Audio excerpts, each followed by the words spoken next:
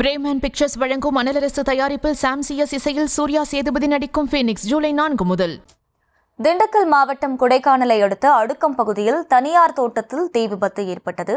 இது தொடர்பான கூடுதல் விவரங்களை செய்தியாளர் குறிஞ்சிவேல் வழங்க கேட்கலாம். குறிஞ்சிவேல், வணக்கம். எப்போது இந்த சம்பவம் நிகழ்ந்தது? இதனால் ஏற்பட்டிருக்கக்கூடிய சேதங்கள் என்ன? நிச்சயமாக திண்டுக்கல் மாவட்டம் கொடைக்கானல் மலைப்பகுதிகளில் கடந்த சில தினங்களாக வெயிலின் தாக்கம் அதிகரித்து காணப்படுகிறது. இதன் காரணமாக அடுக்கம் செல்லும் வழியில் இருக்கக்கூடிய சாமக்காட்டு பாலம் அருகே உள்ள தனியார் பட்டாளர்களுக்கு திடீரென தீப்பற்றி எரிய தொடங்கியது. தொடர்ந்து சாய்வான மலைப்பகுதி என்பதால் காற்றின் வேகம் அதிகரித்து காணப்படுவதால் தீ மலவளவள பற்றி எரிந்து வருகிறது. மேலும் தனியார் தோட்டத்தின் பகுதியின் அருகிலேயே வனப்பகுதியும் இருந்து வருவதால் இந்த தீயானது அங்கு பரவும் சூழ்நிலையும் தற்போது ஏற்பட்டுள்ளது.